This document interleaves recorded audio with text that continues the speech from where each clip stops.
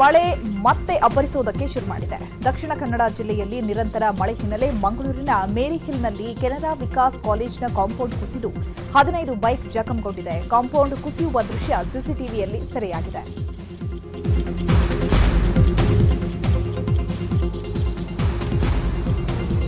ಇನ್ನು ಮೆರಿಹಿಲ್ನಲ್ಲಿ ಗುಡ್ಡ ಕುಸಿತವಾಗಿದೆ. ನಿರಂತರ ಮಳೆಯಿಂದಾಗಿ ಕೊಂಚಾಡಿಯ ಮನೆಯ ಅಂಗಳದ ಮೇಲೆ ಗುಡ್ಡ ಕುಸಿದು ಬಿದ್ದಿದೆ. ಮನೆಯ ಹಿಂಭಾಗದಲ್ಲೂ ಗುಡ್ಡ ಕುಸಿತವಾಗಿದ್ದು ಅದೃಷ್ಟವಶಾತ್ ಅಪಾಯದಿಂದ ಮನೆ ಮಂದಿ ಬಚಾವಾಗಿದ್ದಾರೆ.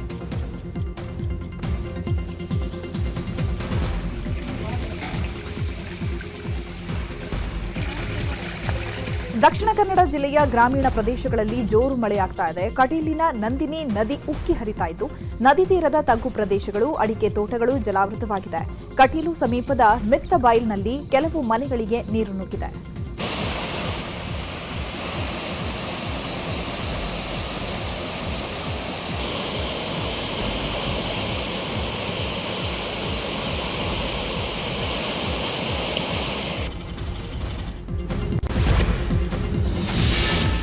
ಉಡುಪಿಯಲ್ಲೂ ಧಾರಾಕಾರ ಮಳೆಯಾಗಿದೆ. ಕಾಪು ಕಾರ್ಕಳ ತಾಲೂಕಿನಲ್ಲಿ ಭಾರೀ ಮಳೆಯಿಂದಾಗಿ ಸ್ವರ್ಣ, ಪಾಪನಾಶಿನಿ, ಶಾಂಭವಿ ನದಿ ಭರ್ತಿಯಾಗಿದ್ದಾವೆ. ಪರಿಣಾಮ ಕಾಮಿನಿ ಹೊಳೆ ತೀರದಲ್ಲಿ ನೆರೆಯ ವಾತಾವರಣ ಸೃಷ್ಟಿಯಾಗಿದ್ದು ಜನರನ್ನ ಬೋಟ್ ಮೂಲಕ ಸುರಕ್ಷಿತ ಸ್ಥಳಗಳಿಗೆ ಸ್ಥಳಾಂತರ ಮಾಡಲಾಗ್ತಾ ಇದೆ. ಇನ್ನು ಉಡುಪಿ ಜಿಲ್ಲೆಯಲ್ಲಿ ಸರಾಸರಿ 94 ಮಿಲಿಮೀಟರ್ ಮಳೆ ಆಗಿದೆ. ಕಾಪುವಿನಲ್ಲಿ 173 ಮಿಲಿಮೀಟರ್ ಮಳೆ ಆಗುವ ಮೂಲಕ ಜಿಲ್ಲೆಯಲ್ಲಿ ಇಲ್ಲಿ ಅತಿ ಹೆಚ್ಚು ಮಳೆ ದಾಖಲಾಗಿದೆ. ಕಾರ್ಕಳದಲ್ಲಿ 89 ಮಿಲಿಮೀಟರ್, ಕುಂದಾಪುರದಲ್ಲಿ 80 ಮಿಲಿಮೀಟರ್ ಮಳೆ ಆಗಿದೆ.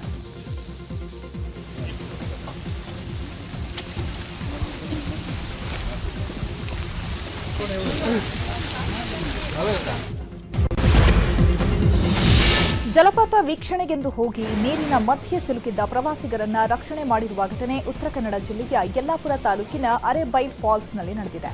ಜಲಪಾತದ ಮಧ್ಯದಲ್ಲಿ ಸಿಲುಕಿದ್ದ 3 ಜನ ಪ್ರವಾಸಿಗರನ್ನ ಅರಣ್ಯ ಇಲಾಖೆ ಸಿಬ್ಬಂದಿ ಹಾಗೂ ಪೊಲೀಸರು ರಕ್ಷಿಸಿದ್ದಾರೆ.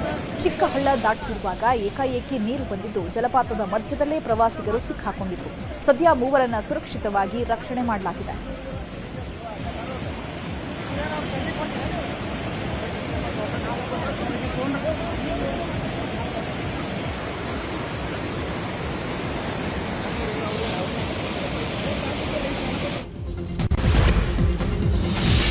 ದಾವಣಗೆರೆಯಲ್ಲಿ ಭಾರೀ ಗಾಳಿ ಮಳೆಗೆ ಮನೆಗಳ ಮೇಲೆಯೇ ಬೃಹತ್ ಮರ ಬಿದ್ದಿದೆ. ಗಾಂಧಿನಗರದ ಗುಂಡಿ ಹೊಲದಲ್ಲಿ ಘಟನೆ ನಡೆದಿದೆ. ಮರ ಬಿದ್ದ ಪರಿಣಾಮ 4 ಮನೆಗಳು ಜಖಮಾಗಿದ್ದು ಯಾವುದೇ ಪ್ರಾಣಹಾನಿ ಸಂಭವಿಸಿಲ್ಲ.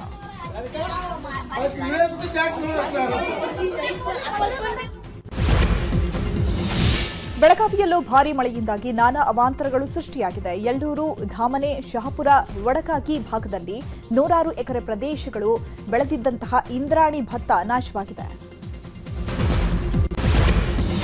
ಬೆಂಗಳೂರಲ್ಲಿ ರೌಡಿ ಶೀಟರ್ ಶಿವಪ್ರಕಾಶ್ ಕೊಲೆ ಕೇಸ್ನಲ್ಲಿ ಶಾಸಕ ಭೈರತಿ ಬಸವರಾಜ್ ಪಾತ್ರದ ಬಗ್ಗೆಯೂ ಮಾಹಿತಿ ಕಲೆ ಹಾಕಲಾಗ್ತಾ ಇದೆ. ಪ್ರಕರಣದಲ್ಲಿ 5ನೇ ಆರೋಪಿಯಾಗಿರುವ ಭೈರತಿ ಬಸವರಾಜ್ರನ್ನ ಮುಂದಿನ ದಿನಗಳಲ್ಲಿ ನೋಟಿಸ್ ಕೊಟ್ಟು ವಿಚಾರಣೆಗೆ ಕರೆಯುವ ಸಾಧ್ಯತೆ ಇದೆ. ಇನ್ನು A1 ಆಗಿರುವಂತಹ ಜಗದೀಶ್ ನಿರೀಕ್ಷಣಾ ಜಾಮೀನು ಕೋರಿ ಅರ್ಜಿ ಸಲ್ಲಿಸಿದ್ದಾರೆ. ಇನ್ನು ಬಿಕ್ಲು ಶಿವ ಮರ್ಡರ್ ಕೇಸ್ಗೆ ಸಂಬಂಧಪಟ್ಟಂತೆ ಮೃತ ಶಿವನ ತಾಯಿ ಮಾತನಾಡಿತು. ನಾನು ಪೊಲೀಸರಿಗೆ ಯಾರ ಹೆಸರನ್ನೂ ಕೊಟ್ಟಿಲ್ಲ. ಮಗ ಈ ಹಿಂದೆ ಕಮಿಷನರ್ಗೆ ಕಂಪ್ಲೇಂಟ್ ಕೊಟ್ಟಿದ್ದ. ಅದನ್ನು ಆಧರಿಸಿಯೇ ತನಿಖೆ ಮಾಡ್ತಿದ್ದಾರೆ. ನಾನು ಯಾರ ಹೆಸರನ್ನೂ ಪೊಲೀಸರ ಮುಂದೆ ಹೇಳಿಲ್ಲ ಅಂತ ಅವರು ಹೇಳಿದರು. ಇಲ್ಲ ಸರ್, ಅದೆಲ್ಲ ಅವ್ರು ಹಾಕೊಂಡಿದ್ರು ಸರ್, ಪೊಲೀಸ್ ಅವ್ರು ಹಾಕೊಂಡಿದ್ರು ಸರ್. ಇವ್ರು ಕೇಳಿದ್ರೆ ನೀ ಮೊಬೈಲಲ್ಲಿ ಮಾತಾಡ್ತಿದ್ಯಾ, ಅದರಲ್ಲಿ ನನಗೆ ಒಂಥರ ಭಯ ಸರ್. ನನ್ನ ಹೆಸರು ಅಷ್ಟು ನಾನು ತುಂಬ ಟೆನ್ಷನು. ನಮ್ಮ ಮಗ ಫಸ್ಟ್ ಕಂಪ್ಲೇಂಟ್ ಕೊಟ್ಟಿದ್ದಾನಲ್ಲ, ಅದರಲ್ಲಿ ಇರ್ತದಂತೆ, ಅದರಲ್ಲಿ ಇದೆ, ಅವ್ರ ಹೆಸರಲ್ಲೇ ಇದೆ ಅಂತ ಹೇಳಿದ್ರು. ಇವಾಗ ನಾನು ಯಾರ ಹೆಸರು ಕೊಟ್ಟಿಲ್ಲ ಸರ್, ಯಾರ ಹೆಸರು ಕೊಟ್ಟಿಲ್ಲ. ಏನು ಗೊತ್ತಿಲ್ಲ ಅಂದ್ಮೇಲೆ ನಾನು ಯಾರ ಹೆಸರು ಕೇಳೋ. ಧರ್ಮಸ್ಥಳ ಭಾಗದಲ್ಲಿ 100 ಶವ ಹೂತಿಟ್ಟಿದ್ದಾರೆ ಎನ್ನಲಾದ ಪ್ರಕರಣವನ್ನ ಎಸ್ಐಟಿ ತನಿಖೆಗೆ ವಹಿಸುವಂತೆ ಸುಪ್ರೀಂಕೋರ್ಟ್ ನಿವೃತ್ತ ನ್ಯಾಯಮೂರ್ತಿ ಗೋಪಾಲ್ ಗೌಡ ಆಗ್ರಹಿಸಿದ್ದಾರೆ. ಈ ಕುರಿತು ಮಾತನಾಡಿರುವ ಅವರು, ಪ್ರಕರಣ ಸಂಬಂಧ ಪ್ರತ್ಯಕ್ಷದರ್ಶಿ ಪ್ರಕರಣ ದಾಖಲಿಸಿದ್ದಾರೆ. ಹೆಣ ತೋರಿಸುತ್ತೇನೆ ಅಂತ ಸಾಕ್ಷಿದಾರ ಮುಂದೆ ಬಂದಿದ್ದಾರೆ. ಆದರೂ ಈವರೆಗೂ ಈ ಬಗ್ಗೆ ಯಾವುದೇ ಬೆಳವಣಿಗೆ ಆಗಿಲ್ಲ.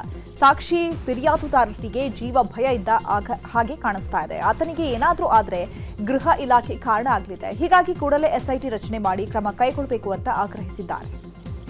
ಅಡಿಷನಲ್ ಪೊಲೀಸ್ನವರು ಅಪರಾಧ ಅವರ ಗಮನಕ್ಕೆ ತಂದಾಗ ಕೂಡ ಸರಿಯಾದ ರೀತಿಯಲ್ಲಿ ತನಿಖೆ ನಡೆಯದೇ ಇರುವಾಗ ಸರ್ಕಾರದ ಗಮನವನ್ನು ಸೆಳೀತಕ್ಕಂಥದ್ದು ಈ ಪ್ರತಿಯೊಬ್ಬ ಪ್ರಜೆಯ ಕರ್ತವ್ಯ. ಅದರಲ್ಲಿ ನ್ಯಾಯಮೂರ್ತಿಯಾಗಿ ನಾನು ಕೂಡ ಇವತ್ತು ಗಮನಿಸಿದ್ದೀನಿ. ಮುಖ್ಯಮಂತ್ರಿಗಳು ನಾನು ತಿಳ್ಕೊಂಡಿದ್ದೀನಿ ಈ ವಿಚಾರವನ್ನು ಗಂಭೀರವಾಗಿ ಗಮನಕ್ಕೆ ತೆಗೆದುಕೊಂಡು SITನ ರಚನೆ ಮಾಡ್ತಾರೆ. ಅದನ್ನು ಸೂಪರ್ವಿಷನ್ ಮಾಡ್ತಕ್ಕಂಥದ್ದು ಉಚ್ಚ ನ್ಯಾಯಾಲಯದ ನಿವೃತ್ತ ನ್ಯಾಯಮೂರ್ತಿ ಆಗಲಿ ಅಥವಾ ಸರ್ವೋಚ್ಚ ನ್ಯಾಯಾಲಯದ ನಿವೃತ್ತ ನ್ಯಾಯಮೂರ್ತಿ ಆಗಲಿ ಮಾಡ್ತಾರೆ. ಜ್ಯೂರಿಸ್ಡಿಕ್ಷನಲ್ ಹೂತಿಟ ಪ್ರಕರಣ ಸಂಬಂಧ ಸುಪ್ರೀಂ ಕೋರ್ಟ್ನಲ್ಲಿ ಅರ್ಜಿ ಸಲ್ಲಿಕೆಯಾಗಿದೆ. ಇದನ್ನು ತನಿಖಾಧಿಕಾರಿಗಳ ಗಮನಕ್ಕೆ ಸಾಕ್ಷಿ, ದೂರುದಾರರು ಅಥವಾ ವಕೀಲರು ತಂದಿರುವುದಿಲ್ಲ. ಸುಪ್ರೀಂ ಕೋರ್ಟ್ಗೆ ಹೋಗಿರುವ ಬಗ್ಗೆ ಪರಿಶೀಲಿಸಬೇಕಾಗಿರುತ್ತೆ. ಸಮಾಧಿ ಅಗೆಯುವ ಕೆಲಸ ಮುಗಿದ ಮೇಲೆ ಸಾಕ್ಷಿ, ದೂರುದಾರರು ತಲೆಮರೆಸಿಕೊಳ್ಳುವ ಸಾಧ್ಯತೆ ಇದೆ.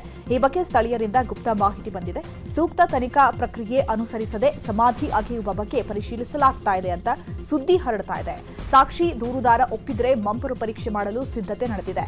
ಫಿಂಗರ್ ಪ್ರಿಂಟ್, ನಾರ್ಕೋ ಅನಾಲಿಸಿಸ್ ಪರೀಕ್ಷೆಗೆ ಕೋರ್ಟ್ಗೆ ಅನುಮತಿ ಕೇಳಲಾಗಿದೆ ಎಂದಿದ್ದಾರೆ. ಚಿತ್ರದುರ್ಗದ ರೇಣುಕಸ್ವಾಮಿ ಕೊಲೆ ಆರೋಪಿ ನಟ ದರ್ಶನ್ಗೆ ಕೊಂಚ ರಿಲೀಫ್ ಸಿಕ್ಕಿದೆ. ಇವತ್ತು ಜಾಮೀನು ರದ್ದು ಕೋರಿ ರಾಜ್ಯ ಸರ್ಕಾರ ಸಲ್ಲಿಕೆ ಮಾಡಿದ್ದ ಮೇಲ್ಮನವಿ ಅರ್ಜಿ ವಿಚಾರಣೆ ಸುಪ್ರೀಂ ಕೋರ್ಟ್ನಲ್ಲಿ ನಡೆಯಿತು.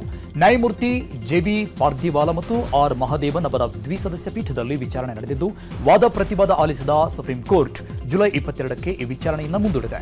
ಅಂದೇ ಪ್ರಕರಣದ ತೀರ್ಪು ಕೂಡ ಪ್ರಕಟಿಸಲಿದೆ.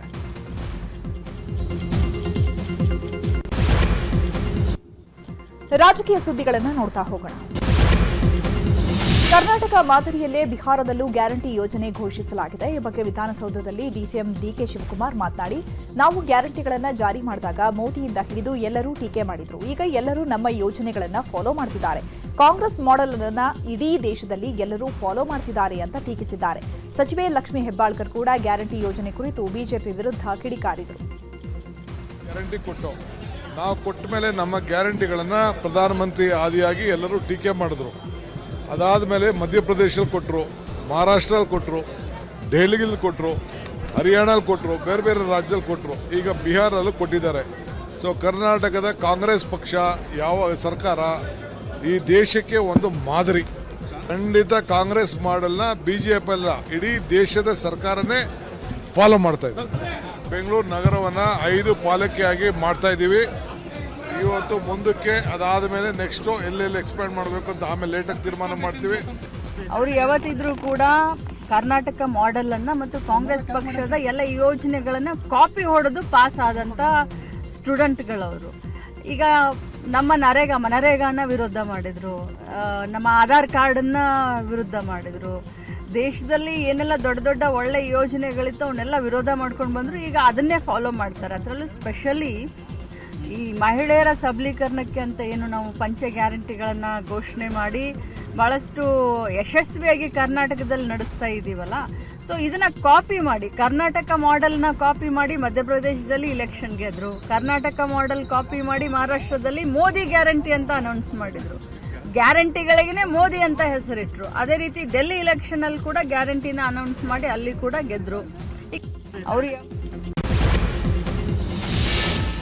ಕಾಂಗ್ರೆಸ್ ವಿರುದ್ಧ ಮಲ್ಲಿಕಾರ್ಜುನ ಖರ್ಗೆ ಬಾಣ ಬಿಟ್ಟಿದ್ದಾರೆ. ಬಿಜೆಪಿ ರಾಜ್ಯಾಧ್ಯಕ್ಷ BY ವಿಜೇಂದ್ರ ದಲಿತರನ್ನ ರಾಜ್ಯಾಧ್ಯಕ್ಷರಾಗಿ ಮಾಡಿ ಎಂಬ ಸಿಎಂ ಸಿದ್ದರಾಮಯ್ಯ ಸಲಹೆಗೆ ವಿಜೇಂದ್ರ ತಿರುಗೇಟು ಕೊಟ್ಟಿದ್ದು, ಮಲ್ಲಿಕಾರ್ಜುನ ಖರ್ಗೆ ಅವರನ್ನ ಸಿಎಂ ಮಾಡುವ ಅವಕಾಶ ಇದ್ರೂ ತಪ್ಪಿಸಿದ್ ಯಾರು ಅಂತ ತಿರುಗೇಟು ಕೊಟ್ಟಿದ್ದಾರೆ. ಕಾಂಗ್ರೆಸ್ನಲ್ಲಿ ಸಿಎಂ ಬದಲಾವಣೆ ಚರ್ಚೆ ನಡುವೆ ಮಲ್ಲಿಕಾರ್ಜುನ ಖರ್ಗೆಯನ್ನ ಸಿಎಂ ಮಾಡಬೇಕು ಅಂತ ವಿಜೇಂದ್ರ ಒತ್ತಾಯ ಮಾಡಿದ್ದಾರೆ. ಸಾಮಾಜಿಕ ನ್ಯಾಯ, ಮೀಸಲಾತಿ, ಸಂವಿಧಾನದ ಬಗ್ಗೆ ಮೊಸಳೆ ಕಣ್ಣೀರು ಸುರಿಸೋದು ನೀವು ಮತ್ತು ನಿಮ್ಮ ಕಾಂಗ್ರೆಸ್. ಗೋವಿಂದ ಕಾರಜೋಳ ರವರು ನಮ್ಮ ಹಿರಿಯರಿದ್ದಾರೆ. ಉಪಮುಖ್ಯಮಂತ್ರಿ ಆಗಿದ್ದವರು ಪ್ರಸ್ತುತ ಸಂಸದರಾಗಿದ್ದಾರೆ.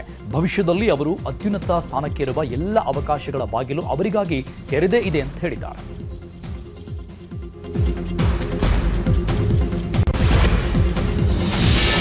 ನಾನು ಜನಾರ್ದನ ರೆಡ್ಡಿ ಒಂದಾಗಿಯೇ ಆಗ್ತೀವಿ ಅಂತ ಗದಗದಲ್ಲಿ ಮಾಜಿ ಸಚಿವ ಶ್ರೀರಾಮುಲು ಹೇಳಿದ್ದಾರೆ. ನನ್ನ ಹಾಗೂ ಜನಾರ್ದನ ರೆಡ್ಡಿ ನಡುವೆ ಗೊಂದಲವೇ ಇಲ್ಲ. ನಮ್ದ್ಯಾವುದು ಸ್ವಾರ್ಥ ಇಲ್ಲ. ಪಾರ್ಟಿ ಹಿತದೃಷ್ಟಿಯಿಂದ ರಾಜಕೀಯವಾಗಿ ಒಂದ್ ಆಗಿಯೇ ಆಗ್ತೀವಿ. ಅವತ್ತಿನ ಬೆಳವಣಿಗೆ ಎಲ್ಲವೂ ಮರೆತು ಹೋಗಿದ್ದೇವೆ ಅಂದಿದ್ದಾರೆ ಶ್ರೀರಾಮುಲು. ಏನು ಗೊಂದಲನೇ ಇಲ್ಲ. ನಾನು ಭಾಳ ಕ್ಲಾರಿಟಿಯಾಗಿ ಕೊಟ್ಟಿದ್ದೀನಿ. ನಾವು ಯಾವತ್ತಿದ್ರು ಕೂಡ ಮುರ್ಕೋಬೇಕಾದ್ರೆ ಮುರ್ಕೊಂಡು ಬೀಳೋರು, ಕೂಡಂಗಿದ್ರೆ ಕೂಡ್ಕೊಂಡು ಬಾಳೋರು. ನಾವು ಅವತ್ತು ಕೂಡ ಹೇಳಿದ್ವಿ. ಅವತ್ತಿದ್ದಂಥ ಪರಿಸ್ಥಿತಿಯಲ್ಲಿ ಅವ್ರು ಜನಾರ್ದನ್ ರೆಡ್ಡಿ ಅವರೇನೋ ಒಂದು ಮಾತು ಮಾತಾಡಿದ್ರು, ನಾವು ಒಂದು ಮಾತು ಮಾತಾಡಿದ್ವಿ. ಅಷ್ಟೇ ಬಿಟ್ಟರೆ ನಮಗೆ ಅಧಿಕಾರ ಕೊಟ್ಟಿಲ್ಲ, ನಿಮಗೆ ಅಧಿಕಾರ ಕೊಟ್ಟಿಲ್ಲ. ನಾವು ಜನಾರ್ದನ್ ರೆಡ್ಡಿ ಅವರು ವಿಚಾರದಲ್ಲಿ ಯಾವತ್ತು ಕೂಡ ಆ ರೀತಿ ನಾವು ಗೊಂದಲಗಳು ಮಾಡ್ಕೊಳಕ್ಕೆ ಹೋಗಲಿಲ್ಲ. ಸಂಧಾನ ಮಾಡೋಂಥ ಪರಿಸ್ಥಿತಿ ಬಂದರು. ನಾವು ಜನಾರ್ದನ್ ರೆಡ್ಡಿ ಅವರು ಒಂದು ಅರ್ಧ ಲೋಟ ಟೀ ಕೊಟ್ಟರೆ ಕೂಡ ಪಾರ್ಟಿ ತತ್ವದಿಂದ ರಾಜಕೀಯವಾಗಿ ಒಂದಾಗಿ ಆಗ್ತೀವಿ. ಅದರಲ್ಲಿ ಏನಿದೆ? ನಮ್ಮ ಮತ್ತೆ ಅವ್ರ ಮುಂದೆ ಏನು ಗೊಂದಲನೇ ಇಲ್ಲ. ನಾನು ಭಾಳ ಕ್ಲಾರಿಟಿಯಾಗಿ ಕೊಟ್ಟಿದ್ದೀನಿ. ಕೋಮಲ್ ನೇಮಕಾತಿ ಅಕ್ರಮ ಪ್ರಕರಣದಲ್ಲಿ ಮಾಲೂರು ಶಾಸಕ ಕೆವೈ ನಂಜೇಗೌಡರಿಗೆ ಸೇರಿದ ಆಸ್ತಿಯನ್ನ ಇಡಿ ಮುಟ್ಟುಗೋಲು ಹಾಕಿಕೊಂಡಿದೆ. ಸುಮಾರು 1.32 ಕೋಟಿ ಮೌಲ್ಯದ ಚರಾಸ್ತಿ ಹಾಗೂ ಸ್ಥಿರಾಸ್ತಿಯನ್ನ ಇಡಿ ಸೀಸ್ ಮಾಡಿದೆ. 2023ರಲ್ಲಿ ಕೋಲಾರ ಹಾಗೂ ಚಿಕ್ಕಬಳ್ಳಾಪುರ ಹಾಲು ಒಕ್ಕೂಟ ನೇಮಕಾತಿಯಲ್ಲಿ ಹಗರಣ ನಡೆದಿತ್ತು.